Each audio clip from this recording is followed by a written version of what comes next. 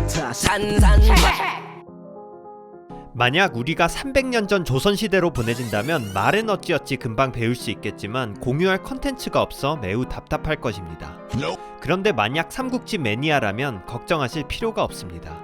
이 땅에서 삼국지는 조선시대부터 엄청나게 읽혀졌기에 적어도 삼국지에 관해서는 우리의 선조들과 밤새 키보드 배틀을 뜰 수 있을 것입니다. 이것이 바로 고전의 가치입니다. 실학자 홍대용도 담헌서에서 삼국지 인물들을 평하는데 두 가지에 우린 놀라게 됩니다. 먼저 매니아도 모르는 엄청 디테일한 사건까지 다루는 점. 둘째로 같은 사건을 보고 있는 건지 착각이 들 정도로 인물 평가가 엄청 꼰대스러운 점. 홍대용이 깨어있는 실학자였음에도 말이죠. 같은 컨텐츠를 보면서 이런 차이는 왜 생기는 걸까요? 역사가 현재와의 대화라고 했듯이 삼국지는 현재에도 계속 쓰여지고 있기 때문입니다. 시대가 요구하는 가치가 변하며 인물과 사건에 대한 평가도 계속 변하게 됩니다. 게다가 사실관계도 달라집니다. 소설로만 읽혀졌던 삼국지에 사람들은 정사와 사서 기록을 더욱 심층적으로 비교하며 점점 더 팩트에 가까운 평가를 갈구하게 되는 경향이 있습니다. 저는 이번에 감히 홍대용님과 키배를 뜰 생각은 없습니다. 다만 제가 살고 있는 시대 속에서 가치와 팩트가 어떻게 변했는지 보는 것은 상당히 재미있는 일일 것입니다. 제 구독자층이 가만 보니 20대부터 60대 이상까지 매우 다양하더라고요. 그래서 이번부터 여러 차례에 걸쳐 30년 동안 이 땅에서 재평가받게 된 장수를 다뤄볼까 합니다. 재평가라는 기준이 사람마다 너무 주관적이지만 코에이의 삼국지 게임의 능력치로 비교해볼까 합니다. 40년간 삼국지 매니아에게 큰 영향을 주기도 했고 자라나는 세대의 피드백을 받기도 하면서 끊임없이 진화하는 플랫폼으로 객관성이 확보되었다 판단했기 때문입니다. 기준은 94년작 삼국지4 대비 최신작 삼국지 14에서 30년간 통솔력, 무력, 지력, 정치력, 매력의 능력치 평균이 높아진 순위. 오늘은 연의가 조조 유비 대립구도로 쓰여졌기에 가장 과소평가가 심했던 오나라에서 장수를 다뤄보겠습니다. 15위 손환, 평균 능력치 8.2 상승, 지력 12, 정치력 16 상승. 흔히 탱커는 전장에서 탱크가 적의 화력을 대신 얻어맞아 보병들이 대응할 시간을 벌어주는 역할을 뜻합니다. 오나라의 이릉대전 대승에는 육손의 원맨쇼가 있었지만 그 뒤에 가려진 엄청난 탱커가 있었으니 그가 바로 손환이었죠. 관우 공격대에 공을 세워 25살의 육손과 함께 유비를 맞게 된 그는 이릉대전 때 단독으로 유비의 선봉대를 토벌하다가 오나라 본진과 떨어진 채 유비의 대군에 포위됩니다. 육손은 손환은 부하의 신뢰를 얻고 있기 때문에 버틸 것이다 라고 말합니다. 말은 쿨해도 실제 속뜻은 제발 버텨라. 당시 육손이 대규모 화공작전을 계획했었기에 그걸 취소하고 구원 간다는 것은 엄청난 기회의 상실이었겠죠. 아무튼 손환은 구원이 없다는 걸 알고는 무기를 집어들고 목숨을 다해서 싸워서 유비의 대군을 밀어냈고 아마 바로 이때 육손이 준비한 화공작전도 펼쳐진 것으로 보입니다. 한편 손환은 달아나는 유비의 테러 요소를 내비게이션처럼 미리 예측 추격하여 괴롭게 합니다. 스타에서도 아군과 적군의 전선 한가운데 스톰을 쏠 때 적의 데미지가 극대화되듯이 유비군을 스스로 몸빵하면서 막고 있는 손환의 탱킹과 내비게이션 스토킹 추격이 있었기에 이릉대전의 정점인 육손의 화공이 극대화되지 않았을까 생각됩니다. 전투 직후 손환은 유비에게 적장히 할 수 있는 최고의 극찬을 받습니다. 저 자식 처음 봤을 때 분명히 어린애였는데 내가 그 꼬맹이한테 지다니. 이런 탱킹 명장 손환에게 코에이는 최근 30년간 지력 60에서 72, 정치력 50에서 60대로 대폭 상승시켰는데 정사에 박학하고 기억력이 좋았으며 말싸움이 능했다는 표현 때문으로 보입니다. 그리고 매니아들에게 능력치보다도 훨씬 중요한 또 하나의 변화가 있습니다. 바로 일러스트이죠. 94년작에는 손시부자를 오랫동안 모신 중노년의 가신 느낌인데 2000년대를 넘어가면서 설레는 꽃미남 장군으로 진화 발전 중.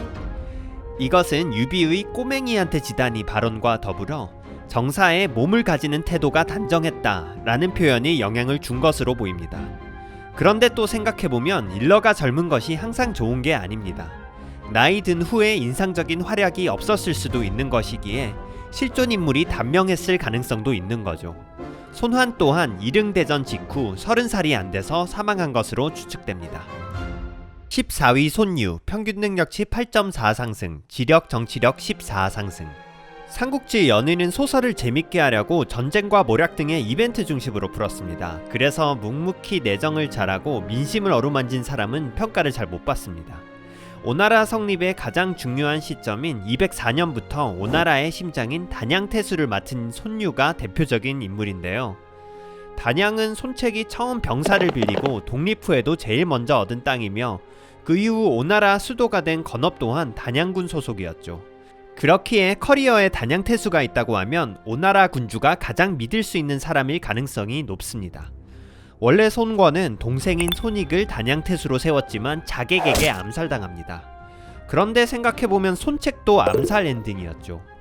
이는 바로 오나라가 토착 세력과 외부 세력의 갈등이 심했으며 특히 단양은 지세가 험하고 산 주변에 전혀 관리가 안 되는 로컬 세력들이 엄청난 전투력과 병기 생산 능력으로 손권군을 끊임없이 괴롭혔기 때문입니다. 손책이 단양을 194년에 얻었는데 30년 후인 225년에 제갈각에 의해 평정될 때까지 끊임없이 반란이 일어났을 정도니까요. 이런 불안정한 정국에서 손유의 가치는 빛납니다. 손권의 사촌동생으로 손익의 후임이 된 그는 빈객과 장수들이 당시 무시받던 강서 사람들이었지만 겸손한 태도로 모두를 달래주었기에 소외된 사람들의 마음을 전부 다 얻었다는 기록이 있습니다. 무작정 토벌과 갈등을 통한 해결을 중시하는 오나라 갱스터 장수들과는 색다른 가치를 지니죠. 이런 기록 때문인지 정치력이 52에서 68로 올랐고 매력도 72에서 78로 올랐습니다. 게다가 군제 능력도 뛰어난 것으로 보입니다.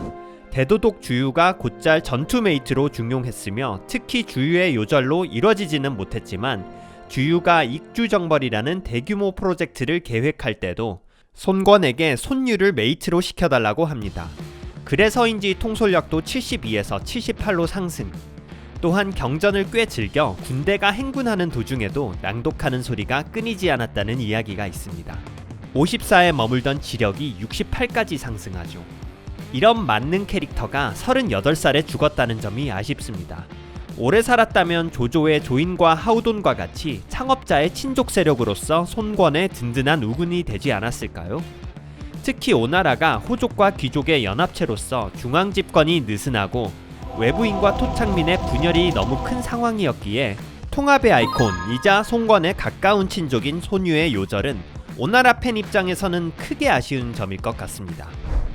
물론 오나라에는 요절한 장수가 너무 많아서 아까운 사람이 한둘이 아니긴 하죠. 공동 12위 능조, 평균 능력치 9.0 상승, 지력 19, 정치력 21 상승. 손체키아의 초기 장수 능조는 정사 기록에는 아드레날린 넘치는 호걸로서 뇌의 위험감지 센서가 고장났는지 항상 선두에만 서는 버릇이 있었다고 합니다. 결국에는 손권이 강화 토벌할 때 가벼운 배로 홀로 진격하다 화살에 맞아 죽게 되죠. 삼국지4에서는 너무 무지성 선봉 이미지만 부각시켜서인지 통솔력과 무력은 높게 챙겨줬지만 지력과 정치력이 거의 남만장수 수준입니다. 그러나 나름 영평현의 현장으로 산월족을 평정하여 다스렸고 간사한 자들을 소나기에 잡았다는 평가가 있어서 그런지 최근에는 지력, 정치력이 40 정도까지는 올랐습니다. 다만 기록이 너무 적어서 향후에 더 오르긴 힘들 것 같습니다.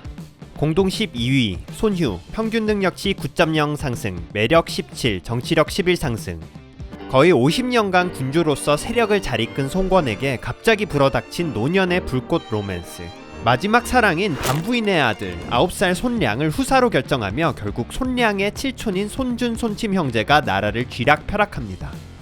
이에 어린 손량도 손침 암살을 하려 했으나 발각되고 결국 손침은 손량을 폐위시키고 손권의 육남 손휴를 3대 황제로 즉위시키는 행보를 보입니다. 허수아비 황제로 쓸 의도였겠죠. 그러나 물같이 보였던 손휴는 누구 아들답게 보통이 아니었습니다. 손침 디스하는 사람이 있으면 손침에게 바로 고자질하는 등 완전히 끌려가는 황제 코스프레를 하다가 일순간에 장포 정봉 등과 계획해 손침과 그 일족을 모두 멸해버렸죠. 사실 얼마나 손준 손침이 싫었는지 족보에 그들의 성을 갈아버립니다. 죽은 사람에게나 붙이는 고자를 성 대신 써서 고준 고침으로 남기며 고인드립의 역사적 원조 사례가 됩니다. 위대한 쇼맨 나관중 선생은 이런 거 절대 못 참죠. 극적인 효과를 더욱 살리기 위해 죽은 사람의 목을 자르는 부관 참시로 표현을 업그레이드합니다. 아무튼 허수와 비해서 리얼 황제로 스스로 복권한 손휴는 세와 군역 부담을 줄이고 인재를 육성하거나 내정에 힘쓰는 등 명군의 자질을 보였습니다. 한편 군사적 판단도 나쁘지 않았습니다. 총나라가 진나라한테 공격받을 때 삼국의 균형이 무너지면 오나라가 바로 위태롭다는 걸 깨닫고 정봉 형제를 총나라 구원하러 보냈죠. 물론 아쉽게 버스는 떠나버려서 촉은 이미 멸망. 나라가 망할 때는 감정적으로 지도자 평가가 박해지지만 최근에는 쇠해진 오나라를 캐리하려는 모습이 인정되며 손휴의 지력, 정치력, 매력 능력치가 통째로 60대에서 7, 80대로 크게 오른 것으로 보입니다. 그러나 그 역시 오나라 사람 아니랄까봐 오나라의 멋진 인재는 박수 칠 때 이승을 떠난다 라는 클리셰를 충족하며 30살의 나이로 요절합니다. 그 다음은 최악의 암군, 오나라 마지막 황제의 손호라는 게 손휴의 요절을 매우 아쉽게 하는 부분이죠. 11위 고옹, 평균 능력치 9.6 상승, 통솔 21, 정치력 14 상승. 오나라의 2인자 하면 우린 흔히 주유, 노숙, 여목, 육손으로 이어지는 대도독 라인이 익숙합니다. 그러나 삼국시대의 국정을 총괄하는 총리 같은 2인자 자리는 공식적으로 승상이죠. 이 중 육손도 죽기 직전에 승상이 되긴 하지만 만 1년을 못 채우고 결국 물러납니다. 오나라 전성기 시절 무려 18년을 승상으로 집권한 것은 다름 아닌 고옹이었죠. 사실 초대 승상 손소가 225년 사망하자 사람들이 송권에게 수차례 임명 건의했던 인물은 강동 최고 네임드 정치가이자 형 손책이 죽으면서 나랏일을 맡겼던 장소였죠. 하지만 손권은 장소가 너무 성격이 강해 승상이 되면 정치판이 원한과 실수로 번진다고 합니다. 장소를 진짜 아끼기 때문에 장소 승상 안 시킨다는 이상한 말을 하면서 승상으로 임명한 것은 바로 고옹이었습니다. 삼국지 매니아 사이에서도 사실 고옹하면 뭔가 뛰어난 정치인 이미지는 있지만 실제로 그가 뭘 했는지 딱히 잘 기억은 안 나는데요. 이것이 바로 고옹의 미덕이었습니다. 오의 명문 4대 성씨인 고씨 출신으로 온화한 성품의 소유자이자 중용을 갖춘 정치인이었는데 특히 사람됨이 과묵하면서 술을 전혀 마시지 않았기 때문에 손권이 신나게 파티를 열어도 사람들은 고옹의 눈치를 보면서 몸가짐을 신경 써야 했죠. 이 때문에 손권은 고옹 때문에 인생 너무 노잼이라고 푸념하기도 합니다. 그리고 고옹은 마음에 맞지 않는 사안이 나오면 침묵했는데 손권이 그때마다 고옹 눈치를 보면서 결정을 재고하는 일이 많았다고 합니다. 하지만 이렇게 불편해도 손권 입장에서는 고옹이 그 누구보다 귀중한 정치적 카드였을 것입니다. 오나라의 정치 구조가 능력은 뛰어나지만 너무 자유분방했던 호족들의 연합이었기에 내부 분란을 안 만들고 정무적 균형감을 갖출 수 있었던 고옹의 위엄과 균형감이 손권에게는 가장 필요했을 것이기 때문입니다. 그래서인지 손권은 고옹이 죽을 때까지 종신승상을 시킵니다. 그의 엄격함과 절제력을 보여주는 단적인 일화가 있는데요. 하루는 손권이 총애하는 고옹의 손자 고담이 손권 친척의 연회날 술에 취해 3번이나 일어나서 춤을 추었는데 하필이면 술자리 단속 빌런인 할아버지 고옹한테 딱 걸려버리죠. 고옹은 손자를 혼내는 정도가 아니라 갑자기 다음과 같이 극지를 박아버립니다. 너로부터 절도를 잊었으니 우리 가문은 반드시 네 대에서 망하게 될 것이다. 너무 꼰대 같은 할아버지 멘트였지만 사실 그는 난세의 시대에서 조금이라도 이고를 드러낼 경우에 끝이 매우 안 좋을 것이라는 걸 꿰뚫고 경고한 것으로 보입니다. 그리고 실제로 고담은 손권 아들 태자 경쟁 속에 정치적으로 밀려나면서 베트남의 유배를 갔다 2년 만에 사망. 조금이라도 허점을 보이지 않고 중립성과 카리스마를 지키려는 엄격한 원칙이 엿보입니다. 어찌 보면 요즘과 같은 미디어 과잉의 정치적 올바름 시대에서도 매우 중요한 덕목이죠. 고옹의 가치는 243년, 그가 죽고 나서 더욱 뚜렷하게 나타나는데요.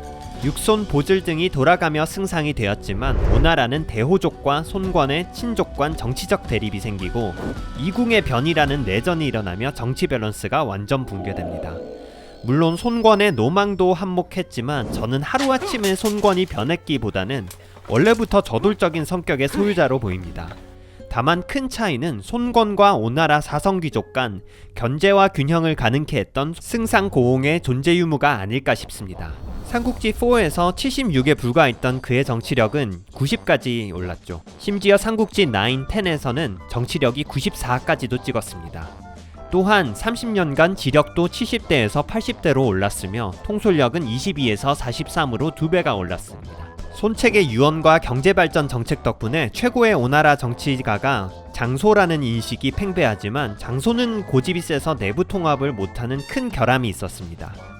이런 면에서 진정한 오나라 최고의 정치가는 고홍이 아닐까 싶습니다. 정책들도 중요하지만 카리스마와 정치적 안정감이 색깔이 다양한 집단에서 매우 중요한 가치이기 때문입니다.